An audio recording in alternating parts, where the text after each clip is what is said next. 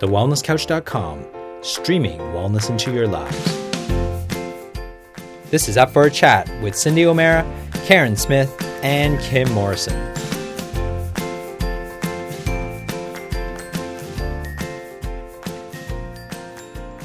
Here we are, up for a chat about the hottest topics that are important to you, inspiring you to awaken the change within. I'm Karen Smith. I'm Kim Morrison. And I'm Cindy O'Mara. And I have to say, we have got a stunningly gorgeous guest online with us today. And I'm just going to start with her eyebrows. But having said that, let me say this. It's not just about her eyebrows. The most amazing Gabriela Rosa is a clinical director of the Natural Fertility Breakthrough. Now, we're going to be talking all about fertility and all of the spectacular facilities and methods that this incredible woman has brought to life and all of the hundreds of thousands of lives that she's changed and families that she's contributed to. But when you guys see the photo of this woman, she's an absolute vision. I'm looking at, I've seen her in the flesh, but the photo of Gabriela online just makes you know that you're in the safest hands possible. Honestly, Gabriela, I'm so excited about entering into this conversation with you because you're real. What you're sharing is so insightful and so profound. And for families who have been trying to have kids and, for mums of kids that are trying to have kids, today's podcast show is going to provide so much insight and I guess tangible steps that people can take. I'm so excited to engage in this conversation because what is it now? Less than 50% of people are able to conceive. So thank you so much for being a part of today's show. Welcome, Gabriela Rosa. Oh, thank you so much, Karen. It's so absolutely wonderful. And with an introduction like that, I mean, what else does anyone need? So thank you. Well, you are most deserving. Oh, you're lovely. Wait till you get to know me. Sorry. She's the princess. You will find out more. Gabriela, I was wondering, it's Kim here, if you could just give us a beautiful story leading us up to how you got to being where you are today and why you do what you do. That's a great question. And, I wish that I had something really amazing and cool to tell you. But, what ended up happening was that as a high school graduate, I started thinking, what do I want to do with the rest of my life? And, I think that for all high school graduates, it's a pretty difficult question to answer. What are you going to do with the rest of your life? And I remember that I was interested in nutrition and I was interested in, understanding more about how the body worked and all of those things. And I started studying nutrition and I decided that, midway through that for me, I really wanted to make sure that I had as many tools as possible in helping the people that I wanted to engage with in treatment and everything else. And, what happened from there was that I then decided to do naturopathy and I did that. When I was completing my studies, I was extremely so lucky actually. I had a wonderful mentor. I worked throughout my entire studies. I worked for an obstetrician gynecologist who was so very encouraging in every way. And he basically, when I was trying to decide what I wanted to do for the rest of my life in terms of clinical practice, he basically said, I said to him, look, I think that I might focus on children and pediatrics. And he turns around to me and normally he was just always so encouraging. He turns around to me and he goes, that is the worst possible idea. And I was like, okay. I wasn't expecting that response from him. And then he said to me, here's the thing, Gabriela, when you're treating pediatrics, your patient's not your patient. Your patient is the parent of your patient, and that's always going to be tricky. And besides, mostly your patient won't even speak. So I was like, okay, you make some very good points. And, at the end of that conversation, I thought, okay, well, that's back to square zero. And what am I going to focus on next? And I remember going to do, because you've got to do, these hundreds and hundreds of clinic hours to be able to graduate. And I was going to one of these clinic settings and clinic hours that I had to get done. And I see this little A4 poster, that basically said Natural Fertility Clinic. And I thought, that's it. I'll specialize in fertility. So from there, I guess it was an initial thought of, okay, this sounds like a good idea. Always loved babies, and that was why I wanted to go into pediatrics. And I thought, okay, this is the next really great way of making sure that I was making a difference in that realm, in that area of things. And that's kind of how it happened. And it's been almost 20 years now, and here we are. I think it's quite an extraordinary situation we have on our hands these days, Gabriela, where Karen mentioned it sounds like is 1 in 2 couples struggling to fall pregnant. Is that the statistic that we are faced with in this day and age? Well, actually, it depends on where you're looking, but globally, we're looking at a 1 in 6. 1 in 6. 1 in 6 couples is infertile. 3 in, basically 1 out of 4 couples basically will suffer from some kind of difficulty in taking a healthy baby home. And that could be that, they have had experienced miscarriages or have had other reproductive outcomes that haven't been favorable. And, certainly it is a worrying trend in many countries. Many countries have zero population growth, and obviously we know what that does to any economy. So it is definitely an issue. And, we certainly know, and I think that the 1 in 2 statistic, or the 50% statistic that Karen may be also talking about, is that there was a study, a Danish published study, that in the last 50 years of this study, being published, there was a halving of male fertility in terms of sperm rates, sperm count and other parameters. So it's definitely an issue, for the population at large. Absolutely. It's a fascinating thing. Cindy has said this for, I would say, 30 years. Correct me if I'm wrong, Cindy, but she has said for many years that she does not remember being at school hearing of people with fertility issues. I was at school much later than she was. However, it's an interesting phenomenon. I too don't recall many people struggling with fertility. Yet today, you could just about name people within your inner circle that are struggling. What is your reasons as to why this is happening?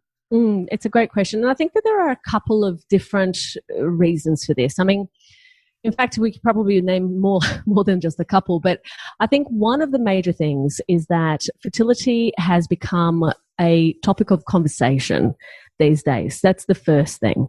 It was very taboo to talk about fertility problems and people having fertility problems and having conception difficulties. And even, if you think about it, for many, many years, people, the stigma and the, I guess, shame around having miscarriages and experiencing miscarriages and all of that has become a whole lot more topical than it has ever been. But there is also, alongside that, the situation that we've just described and talked about, which is there is an increase in infertility rate within a population and population areas. So I think that in terms of why that is the case, I certainly know that there are many different factors that impact fertility. And, I like to talk about, and I certainly educate the people that I talk to through, we've had over 100, as I said, over 100,000 people now do some of our programs. And, one of the things that I make sure that I drive home for them is that they need to understand one thing, that fertility is a team sport, right? Often when a couple is experiencing fertility difficulties and challenges, they will go to a GP. They literally will sit there for 2 minutes and they will immediately be handed out a referral to go and do IVF, right? And that obviously is a problem. Because when we're not looking at what are the obstacles to optimum fertility, what are the obstacles to optimum health, we are then left with a situation where we are trying to solve this problem from outside in as opposed to inside out. And again, if we look at the ability of the body to regenerate and create and do things that no technology can do, right, given the right support and the right environment is quite a remarkable thing that, if we put the right ingredients in place, we are going to end up with a very different result. But in this day and age, we know that there are many challenges, from, the lack of sleep to the increased stress to nutritional deficiencies to, you name it, many different aspects that go into that mix. But I think that there is definitely a correlation that I see in my clinic, and it's starting to show up in the scientific evidence base as well, about the impact of lifestyle habit and, lifestyle choices that people make, and infertility. I'm interested in that note where you said fertility is a team sport. I'm just not sure I can tap out and sub in someone else. That's all. I'm just checking. I knew you would. I'm going, I'm waiting for Kim to have a little giggle there, because it's actually pairs. Not a team sport, it's tennis pairs. Well, synchronized swimming is a team sport, right? But absolutely, look, I understand exactly what you mean, and it's a couple issue, right? And this is part of, I think, the big part of the problem that couples experience, because what happens is this: when a couple goes to said GP to get a referral for IVF, the next step is obviously they land on the office of the IVF specialist, who then proceeds to, do a couple of tests and, will send the woman to do, a battery of tests. The man may, and that is a may, be asked to do a semen analysis. How many times over the last 20 years I have seen men who have gone through, in a couple, who have gone through years of infertility, who never had actually a semen analysis done to begin with at all. I've lost count, right? So the reality of it is that it's very much a woman's issue in the orthodox paradigm. And so what happens when we need to understand, and we have to go back to how biology works, and certainly reproductive biology, because what we know is that women are born, in this day and age, we still, let's just for the sake of this conversation say that women are born with all the eggs they will ever have. Stem cells might extend that conversation to a different, realm down the track. But right now, really, that is the situation. We're born with the eggs that we'll ever have, and ultimately that declines over time. Okay. Now, what happens, and what we know, is that from primordial follicle, which is, the eggs that we were born with, to primary follicle, takes a 4-month period, okay, for development of that egg. From primary follicle to ovulatory follicle takes another 4 months. So really, egg maturation is an 8-month cycle, which means that a woman, sure, the quality of her egg today is literally what has happened across and over her lifetime, but predominantly over the last 8 months. The other thing that's important to also realize, and many couples are not told this, is that when it comes to egg quality, the egg is actually responsible for addressing many of the issues that are found within the DNA of sperm, right? So a lot of the difficulties in terms of DNA fragmentation and DNA errors, basically as soon as the sperm enters the egg, it starts to, the egg starts to make this kind of, magic go on that helps to fix some of those errors and those mistakes. But here's what happens. The egg energy is finite. And so when that happens, when the egg has so much more work to do because the sperm isn't optimal, what happens is that its ability in order to be able to not only do that work, and then of course, if fertilization does occur, carry or create a healthy pregnancy to term, is vastly diminished. So when I talk about fertility being a team sport, and the fact that, we need 2 healthy partners and 2 healthy prospective parents in order to affect conception, that's what I mean. Is that ultimately what it's going to mean, and what is going to happen, is that if we don't have the healthiest possible sperm, even if the egg is as healthy as it can be, if in any case, whether there are ovarian reserve issues and egg quality issues, it's going to negatively impact the chances of a couple taking a healthy pregnancy to term, and therefore creating a healthy baby. And we also know that those factors will absolutely negatively impact the ability to keep a healthy pregnancy to term. So it increases the risk of miscarriage, as well as the incidence of infertility. You just wonder sometimes how we ever get here. Absolutely. When you've just said what you've said, I'm listening to it, I didn't realize that it was 8 months for that to get to maturation. And then, the sperm and all of the things that you were talking about, I'm like going, You really got to wonder how we ever make it here. But once upon a time, there probably wouldn't have been any issues with this because we lived in a natural environment. But these days, our environment has changed. Can you address something that I read about in the 80s, which was hormone disruption? And it was based on a book that I read was called Our Stolen Future. Mm-hmm. And it was all about the hormone disruptors that are in and around us, in our oceans, in our waterways. Can you talk about those and how they affect us, not only with our fertility, but with the amount of cancers that we might be seeing within, like the testes, the ovaries, the breasts, etc. Can you talk about that? Absolutely. And look, endocrine disruptors are real, right? And a lot of people dismiss them. A lot of people think that, surely it's not really that big a deal. Well, the reality is that anything that is chemical based, from the plastics that you use to wrap your food, to the water bottles that are made out of plastic, to the cleaning products that you use in your home, to the air freshener that you spray around, to, you name it, to the pest control items that you may use, all of those things actually are endocrine disruptors. So when we talk about, and what are endocrine disruptors? Well, basically, the hormones work in a lock and key type situation. So a hormone is basically the key that goes into a preset little lock. So let's look at it from that perspective, because it makes it easy for us to visualize. Now, what happens is that when you have that lock and key situation, you have the lock, but the key, which is the hormone that is meant for that lock, is not the only thing that can fit into that hole, right? Or that can obstruct what's going on there. Now, if something other than the hormone that is meant for that receptor site or that lock goes in there, many things can happen. Some might still turn the key but not continue through to the whole message, which is to open the door or the window or whatever it is that we're trying to open here.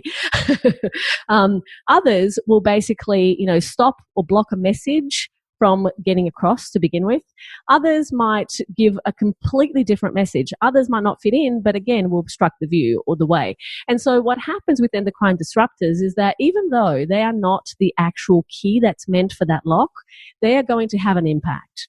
Right. So, for example, when we're talking about plastics and we're talking about this whole idea of increased incidence of testicular cancer and ovarian cancer, breast cancer, and so on, plastics are a really great place for us to focus on, because these days there's this whole movement around, BPA-free stuff. The reality of it is that whenever any plastic that has been molded, any plastic at all, has phthalates, has, plasticizers, has other chemicals that end up being as endocrine disruptive as BPA is. The other thing that happens is that BPA is one of the bisphenols. And what happens is that when it gets removed from a plastic, others are added. So you might have B, C, D, E, F, G, Z, bisphenols. And so therefore, it doesn't matter that it says BPA free, and it makes the public think that, this is healthy, this is going to be okay. Because at the end of the day, it will have just as much as an endocrine disruption effect as if it had BPA, because of just the mere fact that it is a plastic. But one of the things that I think is really important, and when we look at our households, when we look at our environments, and when we realize, this is one of the things that the people in my programs, they are shocked about. On the second day of one of our programs, we get them to assess, have a look at what's actually sitting in your laundry cupboard, what's actually sitting under the bathroom cabinet and the kitchen and everything else, and bring out all of those products and have a look at them. Have a look at how many of them are actually made out of different fragrances that are, again, fragrances is a perfect example, because is anything that says fragrance typically is a chemical product, right? And those things are endocrine disruptors. So that's why we talk about, for our patients, we tell them, don't use perfume, don't use aftershave. Obviously aromatherapy is going to be a much better option here. Of course, there are some cautions around that, because some oils can negatively impact the ability to conceive, but it's certainly, replacing things like that, replacing your, whatever sprays that you'd have at home with those things that are much more natural and much more beneficial for overall health is, of course, going to be a very important move. So, there are many things within anything that we touch, from furniture, there are many things we can't control, right? And I think that that's important for us to really name that, is that we're not here to make people paranoid and go, oh my God, I can't breathe, right? I can't enter my home and I can't breathe. But we can certainly be removing and reducing those obstacles to fertility that are found in those endocrine disruptors. Also, other endocrine disruptors that people don't realize, food additives, can play a huge role as endocrine disruptors. Preservatives can also play a role. From the aspects of looking at, any of the things that perhaps are man-made in any way, shape or form will have some impact in terms of endocrine disruption. One of the biggest sources of BPA, for example, in our day-to-day lives are receipts. Those receipts that you get from the supermarket and everything else. I mean, you touch that and then, people go and have lunch at the food court and, touch their food and literally ingesting it from there. One of the easiest ways to make sure that that is, reduced is wash your hands before you eat. Don't take the receipt if you don't need to. All of those things make a difference, but you have to first be aware of what they are in order to be able to, make a difference to removing them and reducing them from the environment. Yeah, I agree with you. I think it's awareness, and once people have an awareness, but so many people don't. So I've been in Melbourne over the weekend, and I spent probably, 5 or 6 trips in Ubers.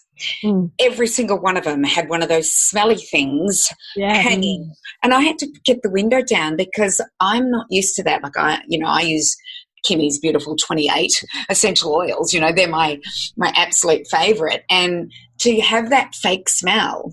And then I am aware, and that's why I put the window down. I'd like to say something to them sometimes, but I kind of go, hey, I'm only in the car for a short period of time. So going on from just not infertility and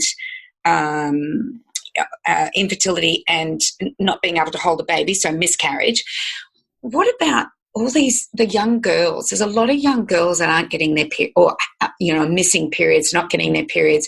There's PCOS, there's endometriosis. There seems to be just so many more issues that are happening for not only the men but for young women especially. Yeah. What's happening there? Well, I mean, look, pesticides is a really big piece of this puzzle as well, because what happens is that all of those are endocrine disruptors at the end of the day. So, estrogen dominance is a big problem in our society. So estrogen dominance comes from, again, if we go back to this idea of endocrine disruptors and what they do in terms of blocking messages and delivering incorrect messages, what ends up happening is that it produces this idea within the body that, hang on a second, I've got this, and mind you, typically, endocrine disruptors, not all, but plastics, for example, are estrogenic. Okay, estrogenic conditions that you've just talked about, you've touched on, and on endometriosis, fibroids, either irregularity of periods or excess, flow, and periods that basically are just, irregular.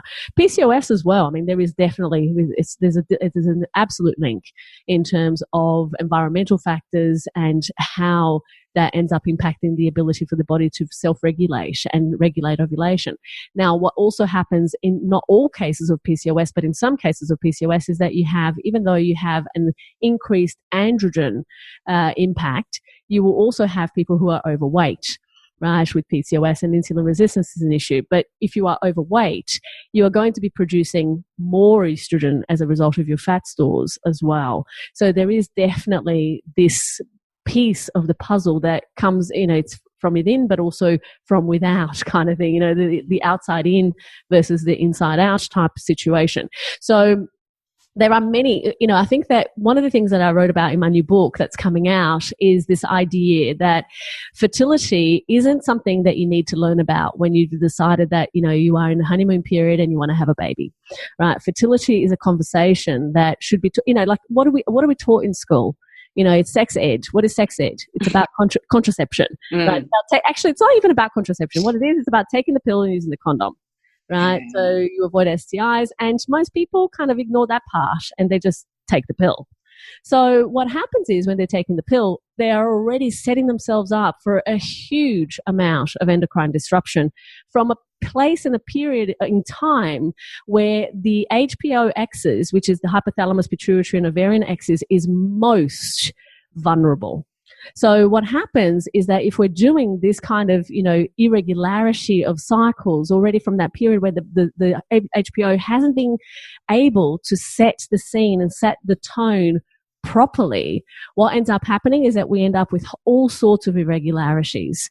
And the pill is one of those things that triggers a lot of these irregularities as well. So in sex ed, when we've been told basically take the pill so that you don't get pregnant, we're not even considering the fact that, one day we might actually want to get pregnant, and what are some of the things that we need to be cautious about now so that we're not impacted down the track.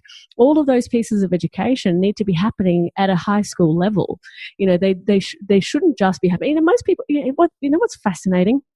Most women, unfortunately, have no idea of when they actually can get pregnant in the cycle, when they actually ovulate, what's happening for them. Some people think that they can just have sex and get pregnant because that's what we're told at school. We're told at school, don't go near that thing because you'll get pregnant. Right? Yeah. And so we kind of don't go near that thing, or if we go near that thing, we do other things, right? But these things negatively impact our fertility in the long term, and that we're certainly not told. So that piece of education is certainly missing from the education system, and I think that needs to be a reform right there in order to prevent young people from being the infertility patients of the future, which is exactly what's happening. And, the other part of this, and this is a part that I'm very passionate about because I see it all the time, is the fact that, now we are bypassing certain aspects of infertility, and we are basically creating humans who will never be able to conceive without assisted reproductive technologies, not because they didn't have a chance to begin with, but because the first resort, the first port of call was something that just, bypassed an issue that could have been resolved if people had taken action much, much sooner. So, I think that we have to look at not only population, but we have to look at humanity at the end of the day, and looking at the choices that we're making based on all of that context, not just, what's going to sell the next IVF cycle or what's going to sell the next lot of pills. And that's the pity, isn't it, is that we've become that pill popping society, and the whole thing that that the female has to take the pill, and to me it's a two-way street. And I think it was the Billings method that my mother gave to me. And that's why I have 3 children. No, only kidding. Well, you were lucky then. I am very lucky, but it was the Billings method. My mum was totally against the pill, and she made sure that we knew, and she handed us this book. And then Francesca Naish, and I noticed that Francesca Naish endorsed your new book coming out in August this year. I just think there have been these beautiful people that have been almost silenced by the pill and are not being listened to as to how we understand our fertility and how beautiful it is to understand our fertility. And I think one thing for me, even though I was the weird one, always the weird one, but one thing for me when I read The Red Tent, that beautiful book, about Jacob's sister, Jacob and the multicolored, or Joseph and the multicolored coat sister. When I read that book, I went, this is the way it was. We all got our cycles together. We got them on the moon cycles. It's 28 days, as Kim calls her product 28. It's about what we're all about. We are about 28 days. And cycles are no longer like that because of what we've done, and our young girls are not being taught. Is one of the things in your book discussing, the pill and the fertility rates after the pill, and what are the alternatives? Yeah, look, there are some great books out there already discussing that, but I think that one of the things that are the alternative, there is a fantastic app actually that has come out that has the same success rate, and it's medically approved, same success rate as the actual pill, right? And it involves basically body basal temperature charting, right, and monitoring your symptoms. It's called natural, let me just see, hang on. I think it's called natural contraception. So it's NC, I think is the name of the app. But basically, it really is a great way of helping people to become aware of their fertility. And, you know, the difficulty here, and I think that the sad part of all of this is that there is a race, you know, in our society for lots of, you know, kind of cures or solutions that are medically based in terms of, you know, I guess pharmaceutically based, right? Because ultimately people these days, they don't really want to do the work. They don't really want to make the effort. They just want to take a pill and that's going to be the easy thing. But that's also how we're being trained, right, as a society. So the next thing that's going to be coming up very, very soon is the male pill. Right. And I'm sure that the male pill, which is already being trialed and tested and it's already working, I'm sure that's going to have the same negative impact that it has, you know, on female reproduction as it will. Gabriela, I hate to say it, but I think there'll be a lot more pregnancies. Oh, well, that too. I mean, that could be the case. Absolutely. That's exactly what I'm sitting here thinking. Seriously? Not sure I trust them. This is the thing, and this is the thing that we don't quite realize, right? And that may very well be true because of lack of adherence. However, what happens is this: for the men who will take it, even if they take it for a period of time, right, that can already negatively impact their fertility. And so, like we see with the pill, right? Women might take the pill for 6 months. This happened to me, actually. I took the pill for 6 months. And what ended up happening is that after I got off the pill, I didn't have a period for 6 months, right? And I thought, this is very strange. And at the time, I was working at the obstetrician gynecologist, and I started talking to one of the female gynecologists there. And I said, hey, can I just ask you a question? Because this is really strange. I've gotten off the pill. I haven't had a period for 6 months. You know, like, should I be worried? What should I do? She said, look, it's probably a good idea for you to get done, you know, get some tests done. Go and see this doctor, because I didn't want to see someone in the practice that I worked in. Go and see this obstetrician this gynecologist over here and get them to do some tests and go from there. So I get to his office, right? And I say exactly what I just said. And he says, okay, you're pregnant. I said, no, did you hear what I just said? I did a pregnancy test and I'm not pregnant. He said, no, every woman is pregnant until proven otherwise. I'm like, yeah, you're really listening quite well. But anyway, so then in the end, I did the tests. He said to me, call back in 2 days and I'll give you the results over the phone. So I called back and he literally did not even say, hi, Gabriela, how are you? Oh, okay. So you have polycystic ovarian disease and you're probably not ever going to have children. And that's all. I said, okay, so what do I do? And I said, and he basically just said, well, nothing. Come back to me if you ever want to have kids. I'm like, as if I'm ever going to come back to you. Wow. My first. That is incredible.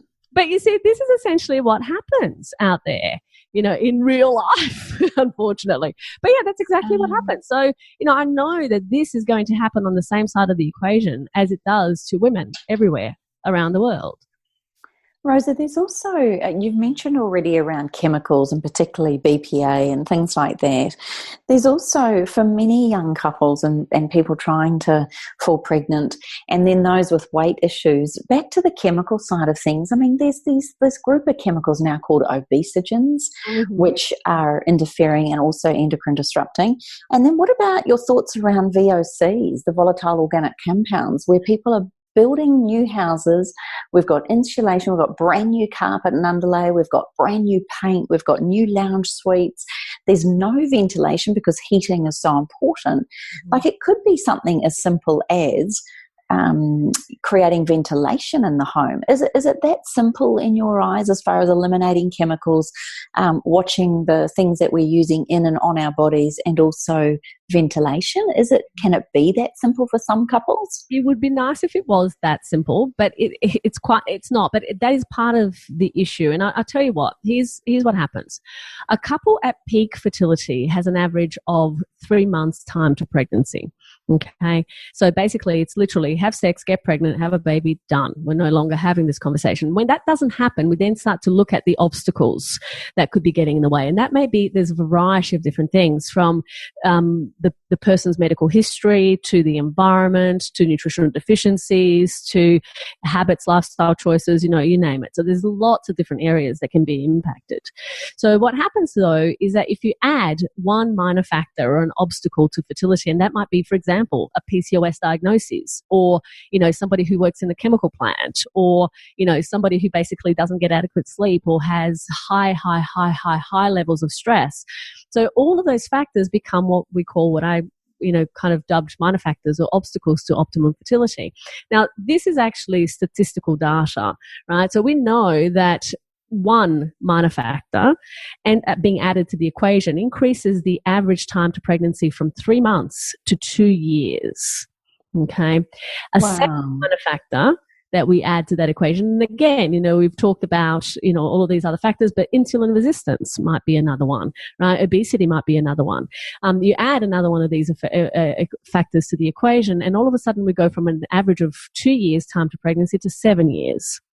Then you add a third minor factor, is all that it takes to take us from 7 to 40 years average time to pregnancy. Nobody has 40 years to get pregnant, right? And so really what we need to start understanding and part of what we do is really get very clear about, in any given case, every single aspect that could be one of these obstacles to optimum fertility and optimum health, because every single one of them potentially could be that thing that stops a couple from, basically having a baby and taking a healthy pregnancy to term. And that's what we've seen, over the years. I've had patients who give you a couple of stories that really come to mind because of the nature of these minor factors. I had one couple who basically came to us. They had done 20 failed IVF cycles, and these were not transfers. These were fully stimulated IVF cycles, right? And they hadn't had a pregnancy within those 20 cycles. I mean, just apart from the health impact alone, I mean, that's the price of a house, for crying out loud, So they did all of these cycles, didn't get pregnant, came to us because they were like, okay, look, we've done everything. And this is what I hear often. People say, we've done everything, nothing has worked. The reality is that they haven't, but they just don't. When people say that to me, it just tells me that they've done everything that they knew, everything that was in their mind to possibly try, and they don't know where else to go or what else to do. So they came to us, and, we started to look at all of these factors that we talk about, all of these minor factors in the 11 areas that we always look at. And we figured out many of the things that were getting in the way. And it wasn't just environmental, it wasn't just diet, it wasn't just lifestyle, it was a whole lot of different factors. And we addressed those, and they were quite impatient. They basically thought, look, we've never conceived naturally in the time that we've tried. We've tried for many years.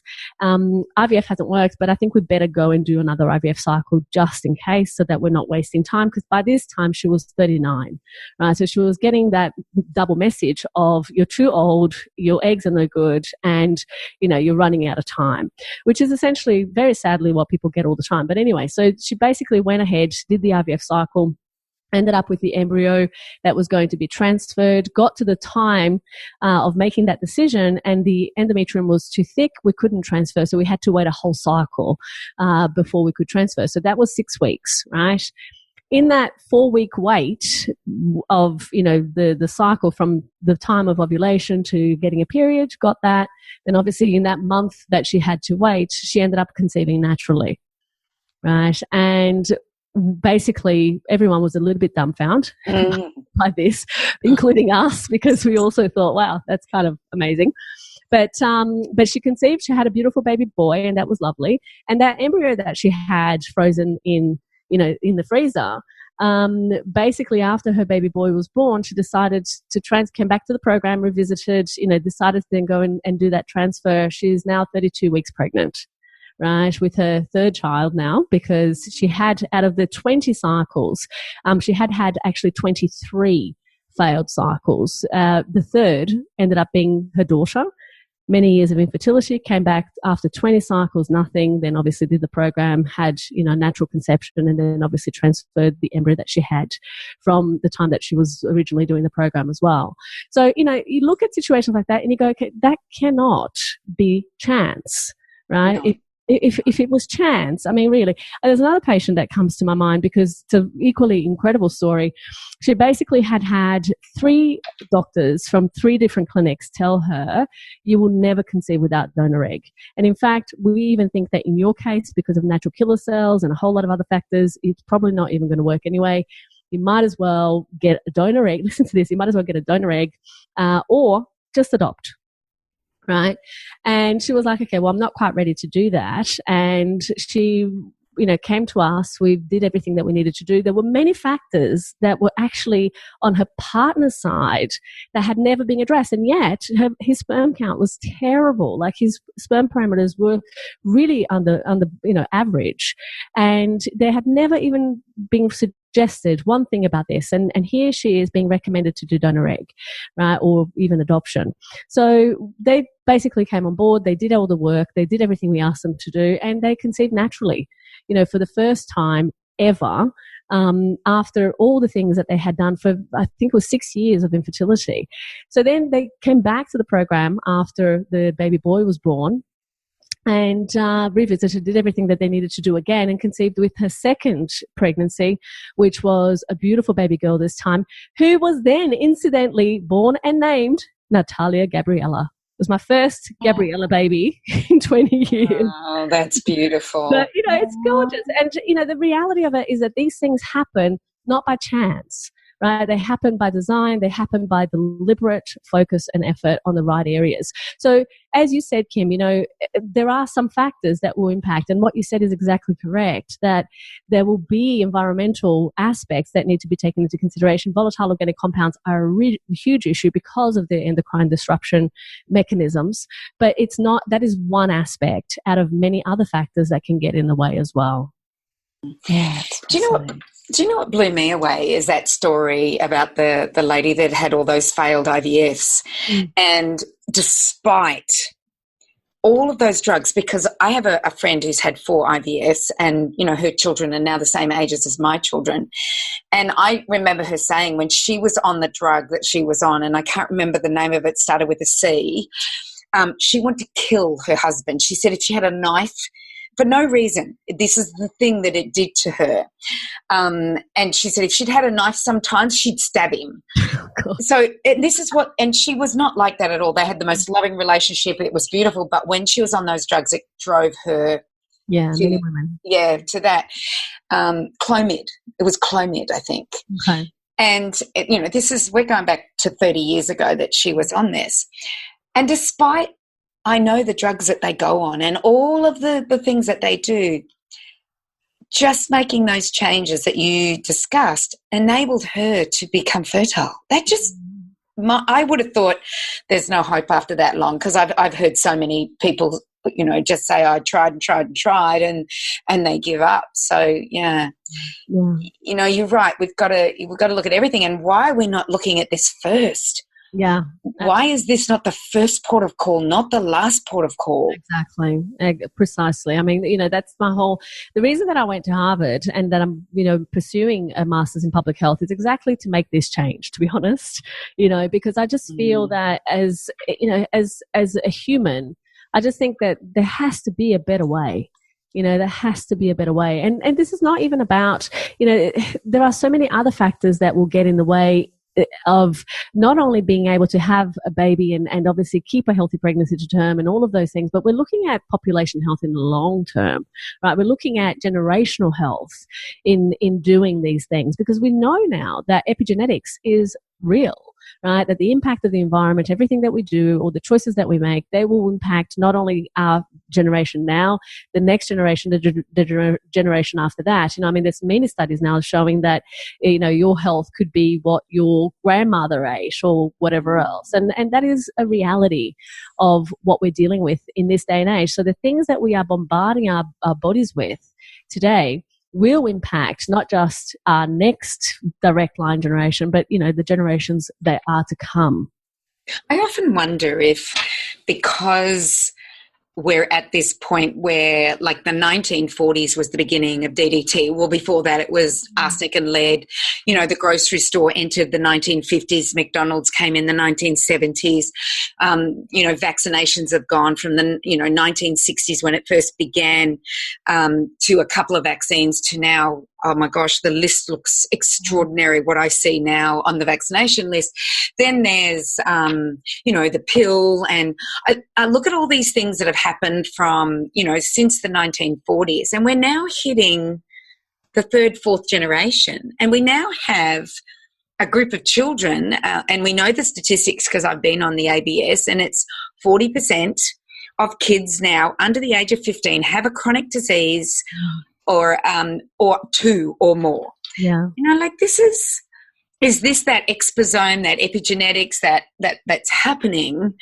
And, the fertility rate, I've actually heard statistics where they're looking at future statistics on fertility rates, and how many people are going to be able to conceive naturally? Yeah, absolutely. And this is essentially what I was talking about before. It's just that this is the chance of that happening is declining, throughout our time, because the more that couples embark upon the types of, I guess, it's not even, I don't have a problem with IVF, right? I don't have a problem with ICSI IVF, assisted reproductive technologies. I think that they are miraculous, truly, truly miraculous technologies that are amazing and that assist some couples have babies where it would have never otherwise have happened. But my issue in terms of all of this is when we start to look at the use of these technologies in lieu or instead of making the right choices for our bodies, health and vitality and well-being. And that really is where the problem lies, because as we know, right, the genes, they load the gun, as it's said in genetics, and of course the environment pulls the trigger. So we know that if we are to do things in a consistent way over a period of time, and this is certainly what I've learned, over the last 20 plus years that I've been involved in all of this through my studies and everything else, is that if you're making those adjustments, if you're making those changes, if you're making those commitments that are going to remove the obstacles and optimize what you already have, it's amazing the number of people who actually conceive and take home healthy babies despite previously failed attempts. And in our clinic, we're just finalizing our reviews and we're just about to get our proper numbers, but I can share now that we've got about 74.25% of couples who go through our program, despite previous failures, actually conceive and take home babies. And we only work with people who basically have been infertile for 2 years or more, or have experienced miscarriages, and typically have done everything and nothing has worked. So the type of population, and typically our patients are late 30s to over 40s, which means that if a lifestyle-based intervention can produce that level of response in a patient who previously has tried what they felt was like everything, isn't it incredible if we start to look at that as an adjunct, and certainly as a replacement in many cases, or at least as a mid-step before taking something like IVF, that should be a last resort. So I think that there is so much room for optimizing, but, often that conversation becomes, swept under the carpet because, of many reasons, but certainly, IVF is ultimately $1 billion industry. So nobody wants to give that up either on a whim. So it's about looking at all of those factors, but I think that long term, we're going to struggle population-wise if we don't do something different. I couldn't agree more. Yeah. And you know what? We need the young ones to you, Gabriela. We don't need we want the older ones to you. We need the young ones that to listen to what is happening. Yeah. Imagine, if people, instead of, being in their late 30s and early 40s and have tried a whole lot of things that didn't work, if they actually did something else. And it's not even just, it's not even coming to me. It's actually being empowered by this education on a global level through the medical systems, through, these conversations that should be happening at school. It's about that. It's so much bigger than, one person. It's about looking at life from a different perspective, and really understanding that our choices today will impact our lives and our future generations for many, many generations to come. Yeah, I agree. So let's talk about your book. It's an upcoming book, and I had the privilege of seeing it early, and I absolutely love the foreword. I just thought that client of yours that wrote that forward, it brought tears to my eyes. And then what you're addressing and everything else that you're talking about. And I want to thank you. I got the privilege of doing an endorsement for you. So I did get a sneak preview. And for me, and I did say it in my endorsement, it's about a healthy baby. That's what we want. The fertility and everything is all good and fine, but we want healthy babies and we're not getting them. Yeah. So let's talk about your book. When will it be out? And how can people get it? And how do they find you? And all of that stuff, because I know that there will be people hanging on wanting to know this. Yeah, no, absolutely. Yeah. Thank you. Look, I think the easiest way for people to know when the book's coming out is going to be to navigate somewhere around the website, the naturalfertilitybreakthrough.com website, because we are literally about to hand over the manuscript to the editor tomorrow. So they tell us that it's a 4 to 6 month, process between that and actually publish date. So I'm looking at the moment probably around between August and October.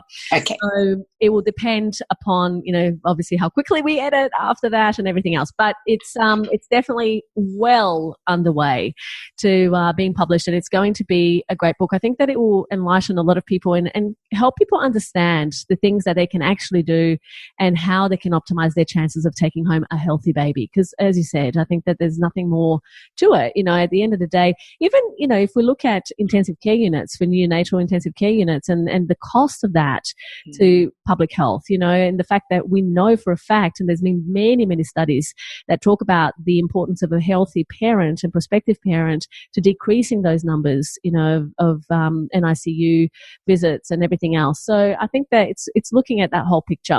But yeah, the book was definitely coming out sometime 2019. naturalfertilitybreakthrough.com is definitely where people can find me. We run an online event as well for patients all over the world who basically may want to explore some of these ideas further and figure out, if this is something that they would like to look into more. It's called the Fertility Challenge. So people can just, Google Fertility Challenge, Gabriela Rosa, they'll find it.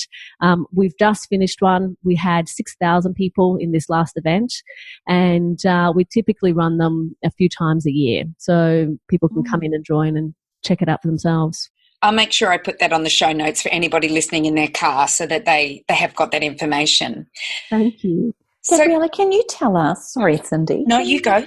If there was a message to give to couples out there trying right this minute and they perhaps haven't gone down IVF, or maybe they're in the early stages of IVF, is there any advice you'd give to young couples before they go down any medical or interventional route?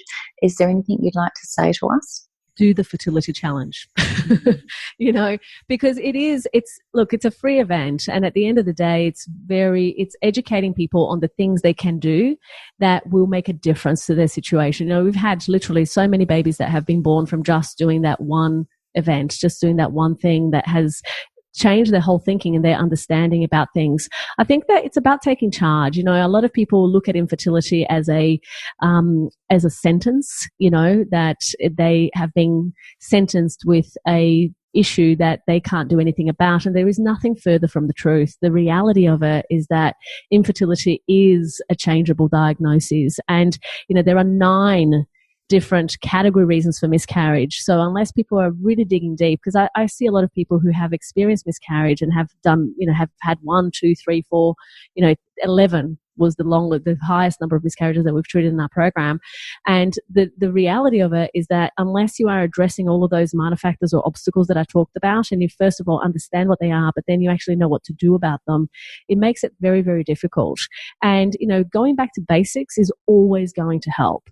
Going back to the optimum aspect of health is absolutely going to make a difference. The issue is that fertility is finite. Right, and the race against the clock is real when it comes to this. So that's where a lot of couples, they don't have the time to try and piece it all together themselves. They have to be able to really figure out quickly and effectively what needs to happen next. So I think education is a huge thing. Really educating yourself, understanding what the impact is, and again, treating fertility as the team sport that we've talked about earlier. I also think it's insane, really, that a lot of couples listening to this there must be a part of them feeling quite devastated because there's couples out there that maybe don't want a pregnancy, or there's unwanted pregnancies, or there's people that just seem to fall pregnant just looking or rolling over in something, and then they're done. So it must be also, I guess, coming from Karen's perspective, where there must be a universal spiritual greater force at play as well sometimes. Would you agree with that? Look, I absolutely do. And here's what I will also say, right? Because this question that you're asking me, it's a wonderful question, because this question is a question that I get in one way or another every single day. I actually named it the heroin addict syndrome, right? And here's why. I had a patient once in my clinic. She was sitting down, she was bawling her eyes out, really so devastated that she couldn't get pregnant, and that she was so upset about the whole thing. And she literally paused, like in the middle of sobs. The woman just stopped. The whole room went quiet, right? And she just blurted out, she said, "You know what? Maybe I just should shoot up her heroin. Maybe then I'd get pregnant." And I was like, what?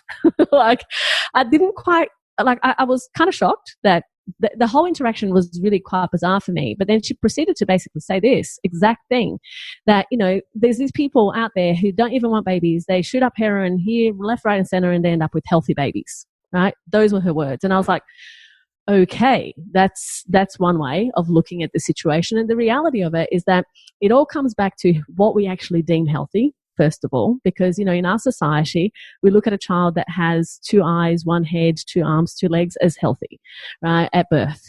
The truth is, as Cindy said, that's not necessarily the whole story.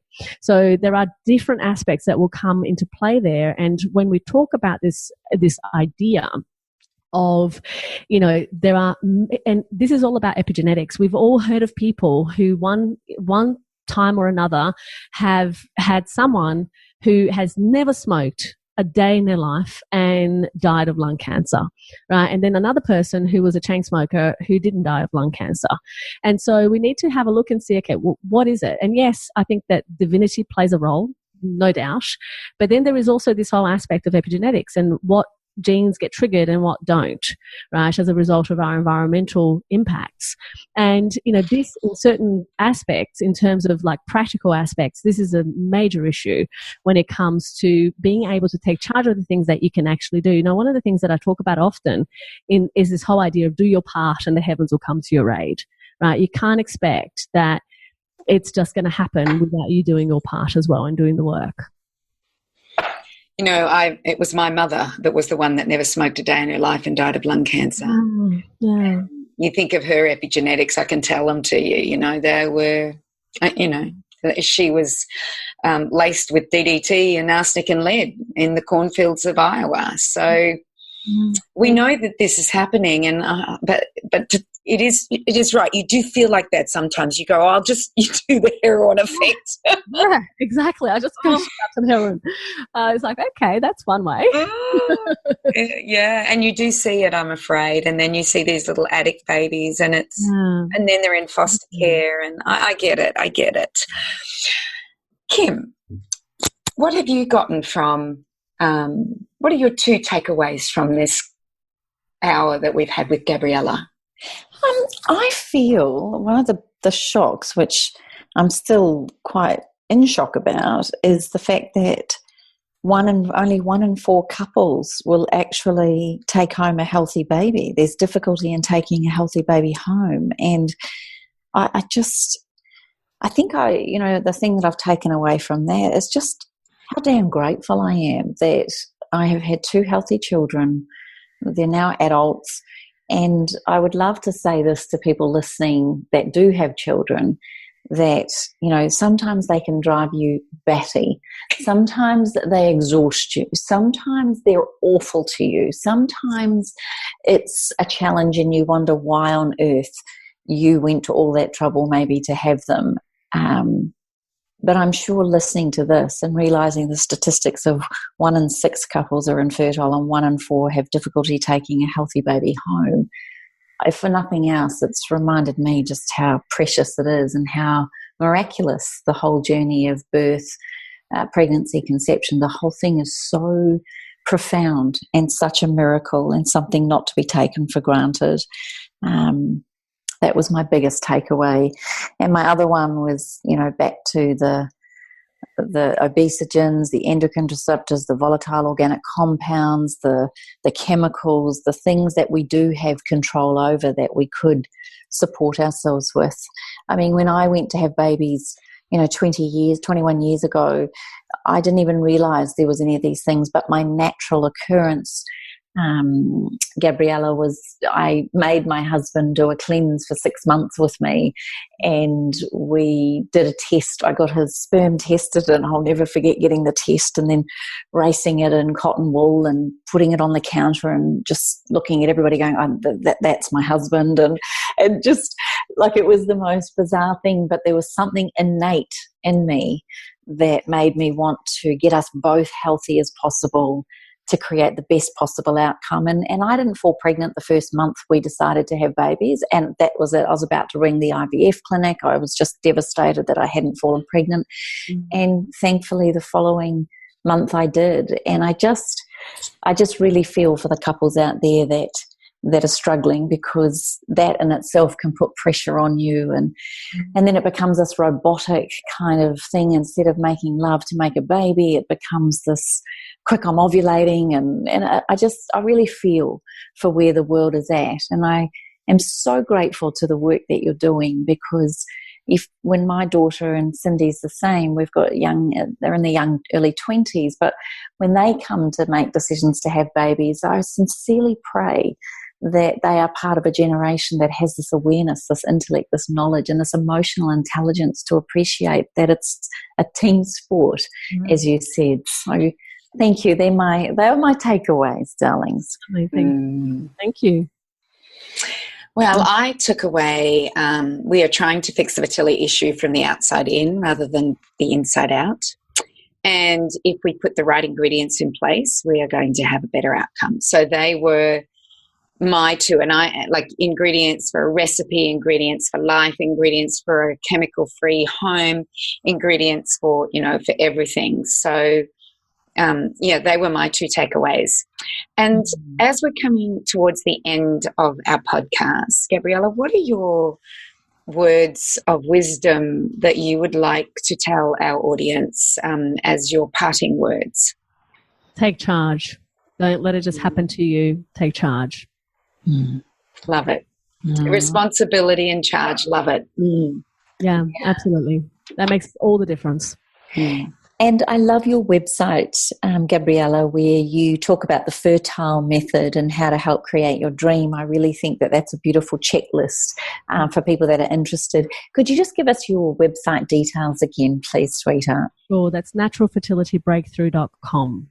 Perfect. And can we find you on social media as well? Oh, everywhere. On Facebook, on Twitter, on Instagram, we've got actually a great tips Instagram account that is Fertility Breakthrough.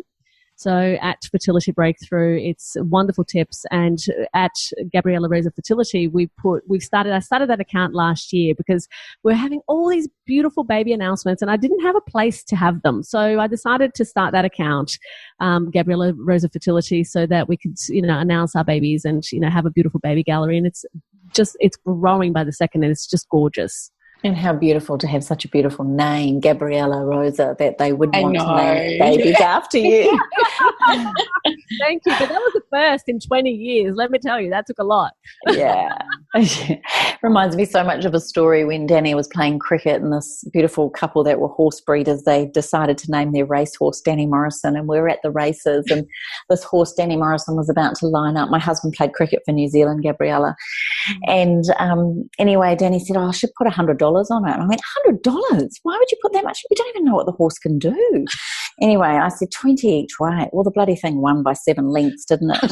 And so, I'm just like, have faith is what I would love to finish off by saying, that have faith to you couples listening to this that are trying.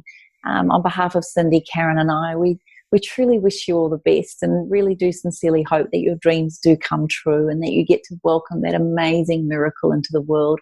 I always believe that there is little angels up there, way up there, waiting for the right moment, the right time, the right parents in the right place to actually be created. So never lose faith with that.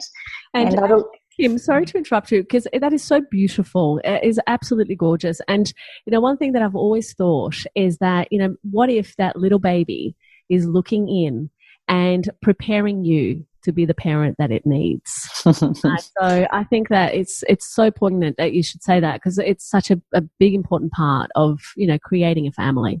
I agree. And I also would love to say to many people that may be listening to this that know of couples that really have missed that opportunity or they weren't able to have children, and Karen had to leave, but on behalf of the Karens of our world that haven't had children for many different reasons, some are chosen obviously, and that totally respect that as well, but for the couples and the women in particular that have missed that opportunity, I just want to say from all of our hearts to yours that you are actually a mama in another way. You're either a soul mama, a beautiful friend mama, a partner mama. We're always looking for earth mamas, and to you, your mothering instinct will never be lost. And on behalf of all of us, we just want to say thank you for who you are and what you've done and for everything you've given to want to bring a baby into the world. And we know for many people they have fur babies and they become beautiful godmothers and godfathers, and just don't ever forget or underestimate the role that you play with or without children. So beautiful, Gabriela Rosa. I just wanted to say your whole name again because it's just so beautiful. That was really touching. It was actually beautiful words. Beautiful. Oh, thank you.